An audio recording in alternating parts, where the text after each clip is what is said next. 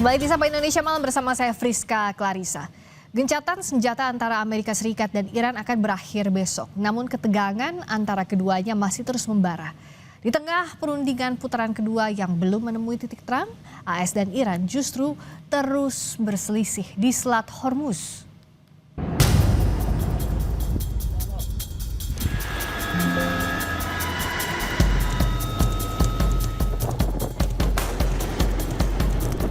Di saat gencatan senjata Amerika Serikat dan Iran yang berakhir pada Rabu pekan ini, ketegangan kedua negara ini justru semakin memanas. Belum ada tanda positif terkait dengan perundingan putaran kedua. Justru sinyal dan isyarat untuk bersiap melanjutkan perang semakin mengemuka. Ketua Parlemen Iran Muhammad Baghir Ghalibaf memberikan peringatan keras melalui media sosial X dan mengklaim telah menyiapkan kartu baru yang bakal dibuka di medan perang. Muhammad Baghir Ghalibaf menulis, Donald Trump tidak menginginkan negosiasi. Ia sedang mencoba mengubah meja perundingan menjadi meja penyerahan diri melalui ancaman dan kebohongan media. Selama 2 minggu terakhir, kami telah mempersiapkan diri untuk mengungkap kartu-kartu baru di medan perang. Jika gencatan senjata gagal, situasi tidak akan kembali ke kondisi sebelum perang. Transit di Selat Hormuz tetap berada di bawah otoritas Republik Islam dan blokade tidak akan pernah bisa diterima. Kami tidak akan bernegosiasi di bawah bayang-bayang ancaman. Meskipun penolakan telah ditunjukkan Iran, Presiden Amerika Serikat Donald Trump masih mengirim utusannya untuk menggelar perundingan kedua di Islamabad, Pakistan. Dalam akun Truth Social, Trump mengatakan bahwa Amerika Serikat telah menawarkan kesepakatan yang adil dan masuk akal. Jika Iran menolak, maka Amerika Serikat mengklaim akan melumpuhkan setiap pembangkit listrik dan jembatan-jembatan di Iran.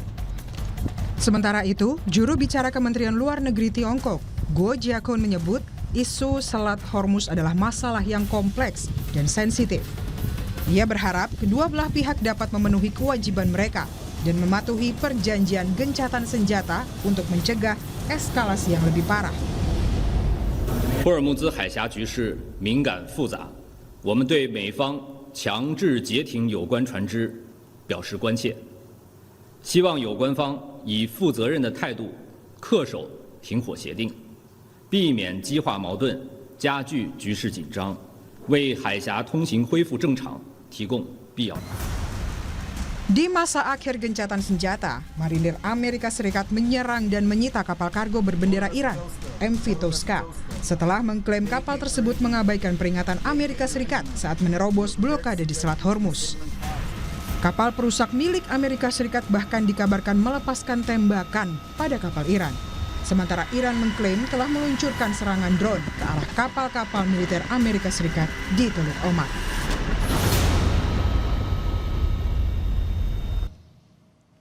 Lalu untuk bisa menakar langkah apa yang akan diambil oleh kedua negara di akhir masa gencatan senjata, kita akan langsung membahasnya dengan sejumlah narasumber. Ada Dina Prapto Raharja, penasihat hubungan internasional think tank Independent Synergy Policies. Juga ada Pizarro Gozali, selaku peneliti Asian Middle East Center. Selamat petang Mbak Dina, Mas Pizarro. Saya ke Selamat petang, terima kasih sudah hadir. Saya ke Mbak Dina dulu. Kalau kita melihat saat ini kan posisinya masih deadlock. Katanya mau negosiasi berikutnya, tapi di Selat Hormuz masih tetap tensinya tinggi. Apakah ini ada tuntutan yang tidak realistis dari sisi Amerika Serikat, atau ada strategi brinkmanship yang mendorong sampai ke limit, sampai ke batas akhir di ambang yang berbahaya oleh kedua belah pihak, Mbak Dina?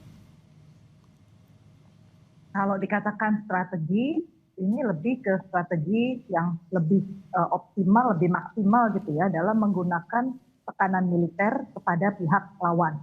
Apakah itu strategi untuk menciptakan stabilitas? Saya kira tidak. Apakah itu strategi untuk menciptakan solusi yang bisa diterima semua pihak dalam jangka panjang? Saya kira tidak.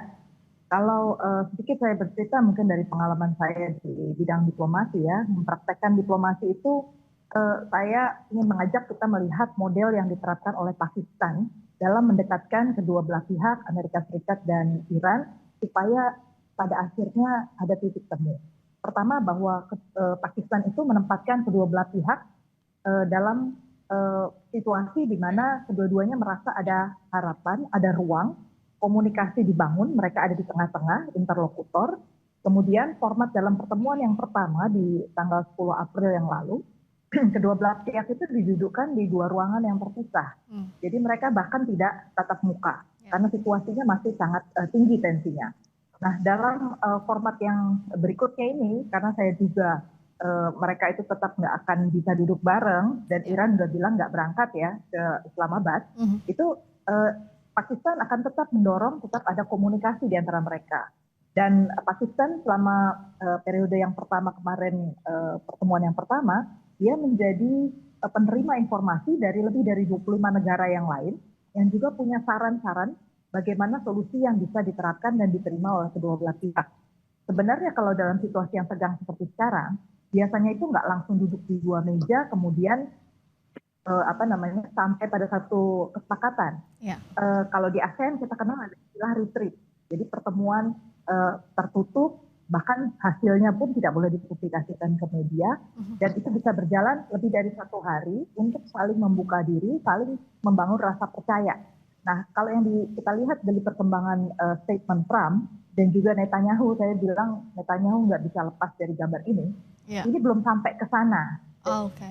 Makanya dari pihak Iran itu masih sangat, karena Netanyahu bilang dia akan tetap menguasai sampai gunung-gunung di Lebanon. Sementara dari sisi Amerika Serikat itu anggaran fiskal 2027 untuk agenda pertahanan mereka, Department of War, itu naik 44%. Baik. Nah, ini sinyal sangat tidak baik. Ya, kita akan bahas lagi soal ini dengan sinyal yang sebenarnya tidak mudah juga untuk kedua belah pihak. Apakah memang show of force militer masih dikedepankan sekarang? Masih jauh panggang dari api lah kalau kita bicara soal negosiasi. Sementara waktunya kan tenggatnya semakin pendek. Kita Mbak Dina tadi dilanjutkan soal ya bagaimana kondisi sekarang menuju ke negosiasi yang kayaknya sih masih jauh ya. Ya, tadi dua sinyal sudah saya sebutkan bahwa dari pihak Amerika Serikat tidak memberi sinyal yang positif untuk Iran duduk di meja perundingan ya. Poin yang ketiga yang mau saya sampaikan bahwa kalau bicara soal komposisi dari negosiator dari Amerika Serikat, saya melihat itu tidak menunjukkan memang Amerika Serikat ingin mencapai satu solusi yang lasting gitu, yang bertahan. Karena yang hadir kan hanya 3 orang ya, yang utama itu hanya nanti ada JD Vance, kemudian Steve Witkoff, dan satu lagi Jared Kushner. Dan di situ menggambarkan sekali lagi sentralitas yang kemarin udah diprotes sebenarnya dalam pertemuan yang pertama. Dianggapnya mereka bukan pihak yang mengerti situasi di lapangan, hanya fokus pada solusi ekonomi. Lalu poin yang keempat juga bahwa di luar dari meja perundingan ini sudah terjadi sebenarnya deal-deal atau upaya untuk membebaskan Selat Hormuz ini dari masalah. Dari Uni Eropa misalnya, Prancis, Inggris, dan Jerman itu sekarang sudah lebih aktif ya melakukan berbagai macam konsultasi untuk menciptakan keamanan maritim yang lebih independen di Hormuz tanpa mengajak Amerika Serikat. Jadi buat Iran sendiri ada ruang baru sebenarnya untuk mencari solusi di luar dari hidup hanya dengan Amerika Serikat. Nah berikutnya juga Mas Pizarro, kalau tampaknya negosiasi antara AS dan Iran ini masih cukup sulit. Salah satunya sebenarnya yang jadi hambatan adalah blokade AS di perairan di Selat Hormuz yang tadi kita lihat juga tayangannya. Dan Iran tampaknya juga masih cukup menahan diri. Sebenarnya kalau dari strategi militer di Hormuz bagaimana Anda melihatnya sekarang? Iya, Iran kalau kita lihat dari pernyataan dari Golibaf, dari IRGC ya, ini mereka sudah mempersiapkan diri skenario terburuknya Mbak Friska ya, bahwa bukan tidak mungkin eskalasi itu akan kembali terjadi. Sekarang Iran masih menahan diri karena dia mencoba menaati kesepakatan militer senjata yang deadline-nya itu berakhir hari Rabu ya, seperti itu. Walaupun sebenarnya ada beberapa serangan-serangan yang mulai dilakukan oleh Iran, contohnya Iran mulai melakukan serangan drone kepada kapal Amerika Serikat yang kata Iran itu membajak yang melakukan arm piercing terhadap MV Tosca seperti itu. Tetapi bukan tidak mungkin Mbak Friska, kita udah melihat ya bahwa ada keterpecahan sebenarnya di internal pemerintahan Iran. Pertama, faksi moderat seperti Ali Abbas Araghchi yang mencoba mencari win-win solution ataupun diplomasi. Kemudian ada IRGC yang lebih melakukan tindakan-tindakan militer. Dan problematikanya IRGC ini kadang itu dia bisa mengambil keputusan bahkan tanpa harus berkoordinasi dulu dengan pemerintah gitu. Karena apa? Sekarang pemerintahan yang ada di Iran ini pemerintahan taktis yang memang diserahkan kepada militer untuk mengambil tindakan-tindakan yang dirasa perlu untuk mempertahankan kedaulatan Iran seperti itu. Makanya kan tadi pernyataan resmi terbaru dari Kementerian Luar Negeri Iran mengatakan tidak akan ada delegasi dari Iran, baik dari tingkat tinggi sampai tingkat rendah, Mbak Friska, yang akan datang ke Islamabad. Karena itu sama saja, itu mencoreng kedaulatan Iran. Mereka ini kan sekarang ada semacam traumatik nih, ini trauma ketiga nih. Ya, Mereka kembali diserang ketika negosiasi nih Mbak Friska. betul. Ini kan mengulangi serangan pada Juni 2025 yang waktu itu sedang dilakukan negosiasi diserang, 28 Februari begitu sama lagi negosiasi oleh Oman tiba-tiba diserang. Dan ini kembali terjadi. Ini kan serangan kepada kapal Iran. Ini kan terjadi ketika masa-masa negosiasi, bahkan ketika masa-masa gencatan senjata. Makanya kan redaksi yang dipakai Galibaf itu Amerika Serikat melakukan pelanggaran gencatan senjata dan kami tidak menerima hal ini gitu. Ini yang membuat kemudian opsi kemudian untuk berunding dalam waktu dekat di Islamabad tampaknya sangat tipis, Mbak Frisa. Walaupun kita nggak tahu ada last minute diplomasi yang tiba-tiba saja ada keajaiban misalkan Iran itu untuk masuk ke Islamabad. Tetapi problematikanya Donald Trump kan juga non G-defense. G-defense ini tadinya mau berangkat ke Washington kemarin ditundakan sampai Rabu. Ya. Itu pun tidak ada kepastian apakah betul-betul G-defense hadir di Islamabad. Karena kalau dia hadir tanpa ada Iran itu juga sama juga meruntuhkan kredibilitas Amerika Serikat di mata diplomasi internasional. Begitu Mbak Friska. Dan tampaknya yang menahan diri bukan hanya Iran di masa gencatan senjata, tapi juga Prancis. Saat ditanya kepada Presiden Emmanuel Macron, kapalnya terkena serangan di Selat Hormuz, tidak langsung menyalahkan Iran ya, bahwa dikatakan itu bukan target serangan langsung. Karena tampaknya banyak juga negara yang agak berhati-hati dengan upaya provokasi di Selat Hormuz ini, betul Mas Pizarro, Anda melihat yang sama? Mbak Friska, ada sekitar 400 kapal sekarang yang tertahan di wilayah Selat Hormuz untuk keluar, dan rata-rata kapal-kapal Eropa. Ada Maersk berbasis di Denmark, ada nanti Mediterranean Shipping Company berbasis di Jenewa, Swiss. Mereka walaupun dapat green light dari IRGC untuk lewat, tapi nggak mengambil langkah itu. Karena situasi itu betul-betul nggak bisa diprediksi. Selain ada green light dari Iran, jangan lupa itu ranjau-ranjau udah disebar sama Iran di sana. Ya. Makanya kapal-kapal Eropa ini yang itu kemudian itu masih berkoordinasi sama IMO, ya, International Maritime Organization. Apakah mereka betul-betul bisa melewati Selat Hormuz dengan aman gitu? Dan ini yang kemudian yang dikhawatirkan, kok kemudian terjadi kontak menembak. Udah ada presiden dengan Mbak Friska ya, kapal India misalkan itu ditembak sama Iran karena kemudian dia melewati Selat Hormuz tanpa mendapatkan approval RGC. Padahal India ini menarik. India ini negara walaupun dekat sama Israel, tetapi dia punya investasi yang sangat besar di pelabuhan Chanabar di Iran gitu ya. Makanya kan India itu termasuk dapat privilege dia 6 negara yang boleh lewat. Tetapi situasi sekarang udah berubah Mbak Friska. Karena apa? Kita melihat tiba-tiba Donald Trump itu melakukan blokade di Selat Hormuz dan kemudian negosiasi gencatan senjata gagal dan Amerika Serikat meminta tuntutan yang baru lagi nih. Dia minta enrichment uranium yang diperkaya itu 450 kg itu diserahkan kepada Amerika Serikat gitu ya. Ini yang kemudian memantik panasnya lagi Iran gitu ya. Karena padahal kan sebenarnya dalam negosiasi sebelumnya itu tidak disebutkan gitu. Nah, ini yang kemudian titik-titik kompromi di antara kedua negara tampaknya sangat tipis dan kita khawatir eskalasi bisa kembali terjadi. Nah, itu dia soal uranium misalnya dikatakan juga oleh Presiden Iran Mahmoud Pezeshkian, ya siapa Amerika Serikat bisa mengatur kedaulatan negara lainnya, bisa melanggar kedaulatan negara lainnya. Apakah artinya kalau kita melihat proses yang saat ini berlangsung, negosiasi dari mulai awal pun juga kemarin di Islamabad pertama, tidak ada intensi memang untuk mencapai kesepakatan dari sisi Amerika Serikat, terutama dengan menambahkan poin-poin tambahan yang dianggap tidak masuk akal untuk dicapai titik tengahnya. Kita akan bahas ini sesaat lagi, tetap di Sapa Indonesia Malam. Masih di Sapa Indonesia Malam, kita kembali lagi bahas soal berakhirnya tenggat gencatan senjata antara Amerika Serikat dan Iran.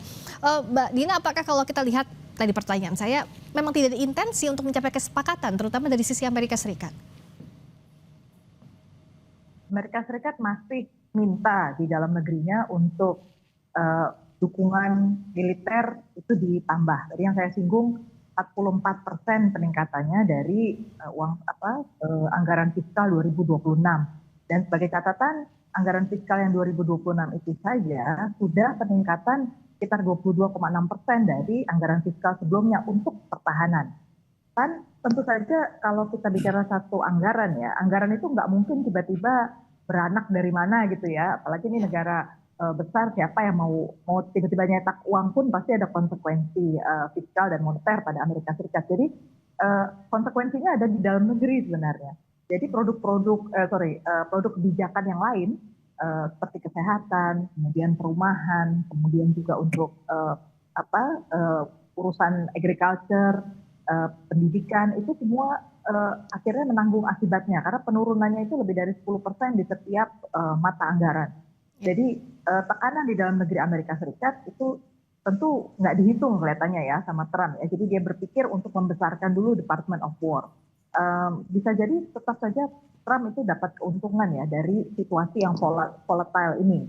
Tapi Trump saya kira juga keliru ya mengukur karena dampak secara globalnya itu lebih berbahaya sebenarnya daripada dampak di dalam negerinya saja. Karena di luar negeri itu ekonomi betul-betul makin sulit untuk bangkit.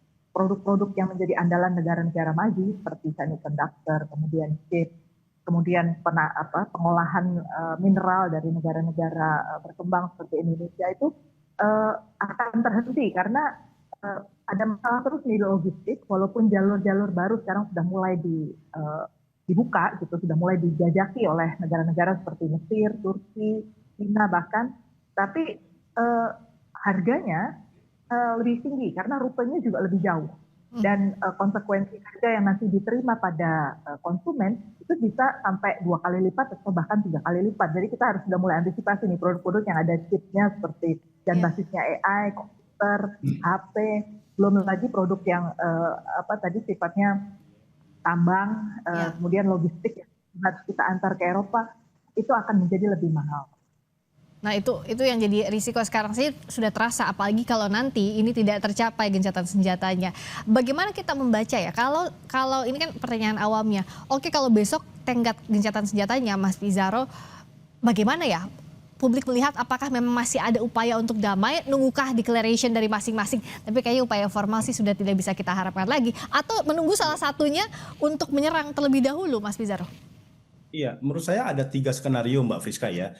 Jika kemudian gencatan senjata hari Rabu ini atau besok ini deadlock. Yang pertama ialah akan ada upaya yang sangat serius dari Pakistan ataupun mediator lain seperti Turki untuk memaksa minimal ada perpanjangan gencatan senjata ya. Istilahnya itu ada extra time lah kalau main sepak bola gitu, Mbak Friska ya.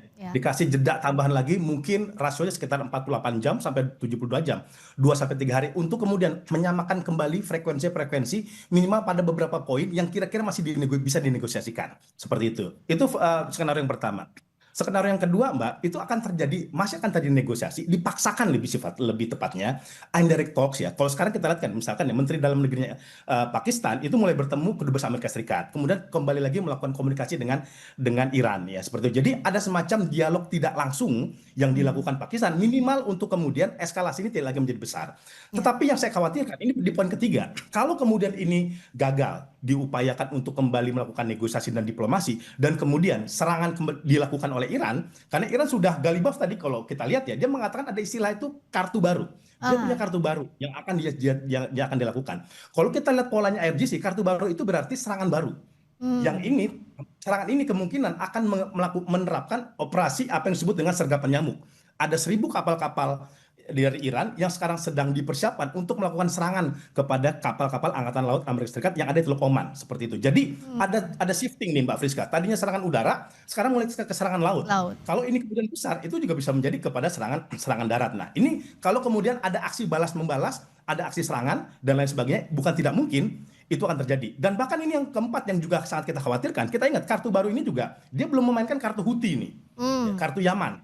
Karena Iran mengatakan kalau blokade terus dilakukan oleh Amerika Serikat, bukan tidak mungkin kami juga akan menutup Babul Mandeb di Yaman. Dan di Babul Mandeb itu ada faksi proksinya Iran yaitu Houthi yang udah pernah melakukan serangan-serangan dari situ. Kalau kemudian Hormuz ditutup, lalu kemudian Babul Mandeb ditutup, itu semakin menyulitkan dunia internasional, bahkan menaikkan energi. Karena kita mengetahui ada sekitar 15% jalur perdagangan melalui Babul Mandeb, ya seperti itu. Jadi ini yang skenario ini menurut saya akan dipakai oleh Iran untuk melemahkan Amerika Serikat. Karena saya lihat Iran justru pengen perang ini panjang, Mbak Friska ya. Untuk menggerogoti ya, jadi untuk menggerogoti kekuatan dengan pace panjang itu. Ada tiga tujuan.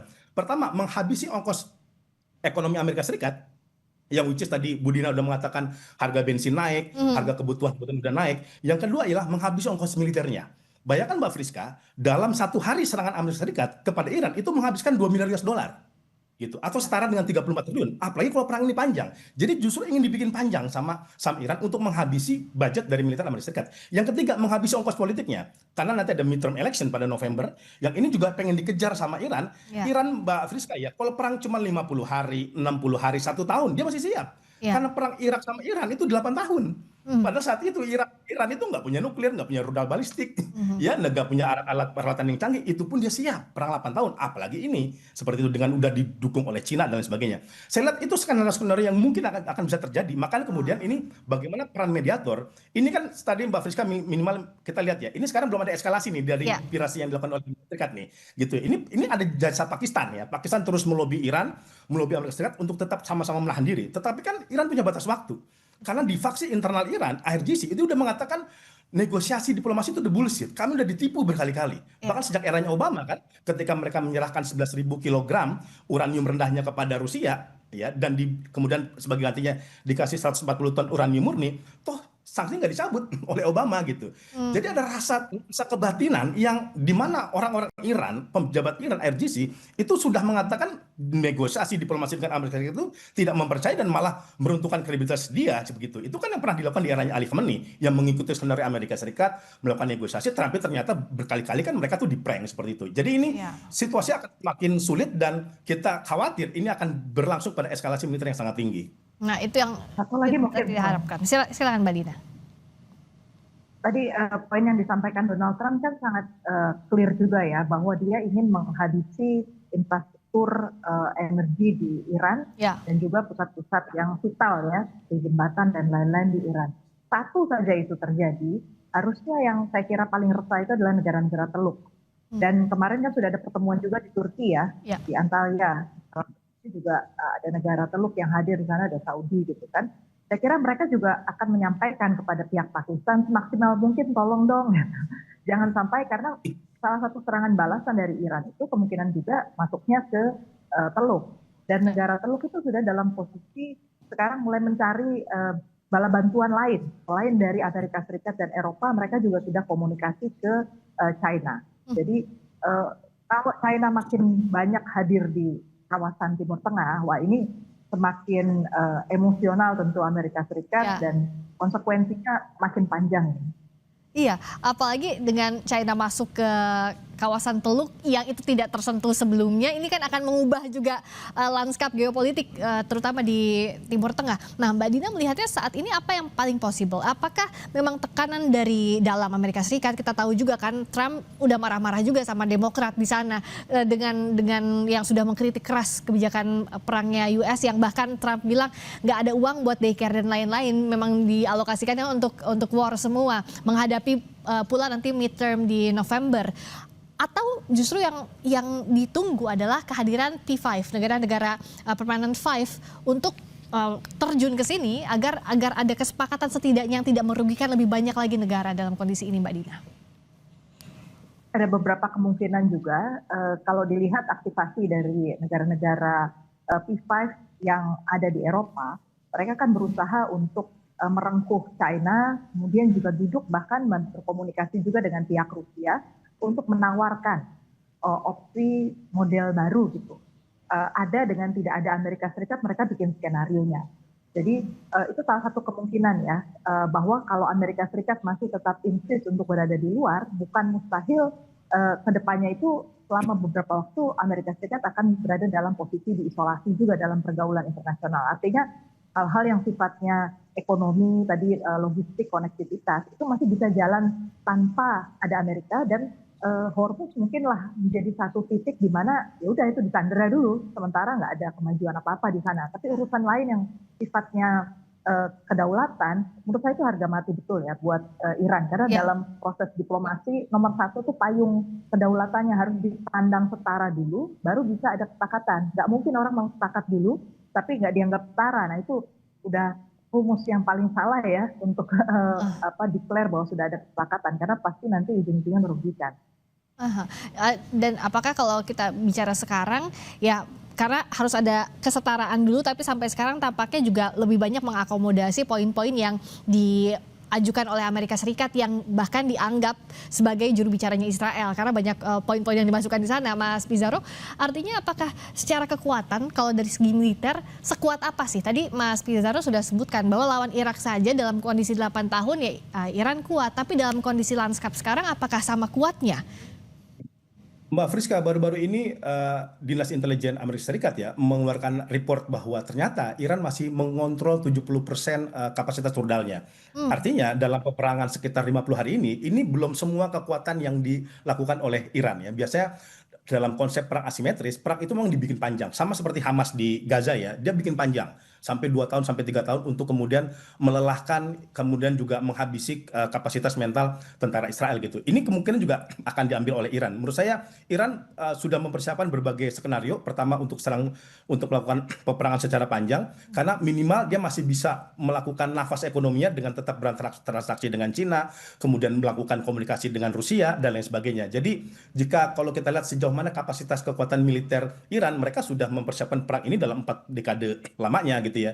Bahkan jikapun misalkan Amerika Serikat melakukan serangan darat kepada Iran, bahkan menduduki Iran, itu tidak serta-merta Iran itu akan kalah. Karena dalam perang Iran-Irak itu bahkan Saddam Hussein berhasil mengambil alih beberapa provinsi yang dimiliki oleh Iran. Tetapi 2 tahun berikutnya itu berhasil diambil alih kembali itu oleh Iran gitu. Jadi mereka belajar dari perang Iran, kemudian perang di kawasan-kawasan Teluk dengan Hizbullah. Mereka mempersiapkan bagaimana mereka bisa tough ya melakukan perlawanan dengan Amerika Serikat. Yang justru kalau kita lihat di sini, kalau kita lihat ya apa yang terjadi, sebenarnya Trump sebenarnya yang membutuhkan perang ini berakhir gitu. Bukan Iran, karena Iran itu benar-benar serang di atas angin. Dia menemukan kartu baru bernama Selat Hormuz yang ternyata ini memiliki dampak yang sangat besar ke berbagai negara gitu. Makanya banyak pikiran kemudian bagaimana Trump itu bisa meniru Ronald Reagan. Ronald Reagan dulu akhirnya dia menyerah di Lebanon.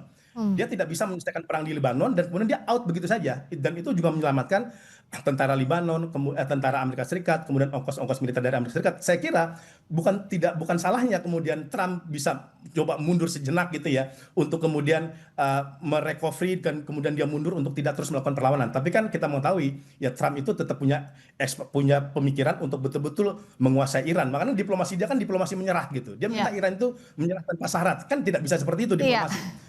Win-win solution gitu. Seperti misalkan nih Iran misalkan siap menyerahkan uranium tetapi dititip ke Rusia, bukan ke Amerika Serikat kayak gitu ya. Nah, ini tetapi pola-pola pendekatan yang sifatnya win-win solution ini pun tidak diterima oleh Rusia karena oleh Amerika Serikat karena Trump juga berpikir, wah ini jangan-jangan kalau uraniumnya dititip ke Rusia bisa malah dikembangkan sama dia dan dipakai untuk melawan Amerika Serikat gitu. Tetapi ini pernah berhasil di eranya Obama.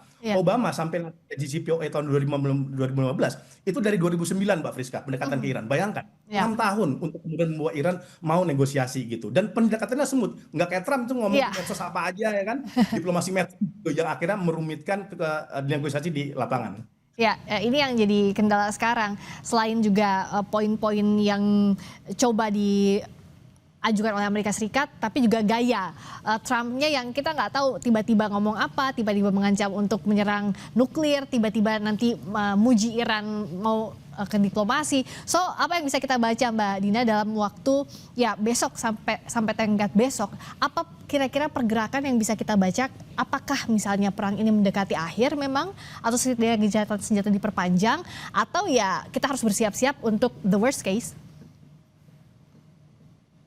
Satu, kita tetap harus bersiap untuk the worst case karena sinyalnya itu negatif baik dari Iran, Israel maupun Amerika Serikat. Karena ini 3 hal ini terkait ya. Skenario yang lebih baik adalah bahwa perpanjangan gencatan senjata ini terjadi. Kalau itu terjadi berarti ada ruang ya untuk tidaknya komunikasi masih jalan terus, exchanges of information itu terjadi antar pihak-pihak yang bertikai. Jadi harapan paling singkatnya menurut saya itu sih ke depannya. Oke, kita akan pastikan besok apa yang akan terjadi. Ya siap-siap kemungkinan terburuk tapi tetap berharap ada ya setidaknya hal baik dalam penyelesaian gencatan senjata ini. Terima kasih banyak Mbak Dina Prapto Raharja selaku penasihat hubungan internasional Think Tank Independent Synergy Policies dan juga Mas Pizarro, terima kasih Pizarro Gozali, peneliti Asian Middle East Center. Terima kasih banyak, sampai ketemu lagi.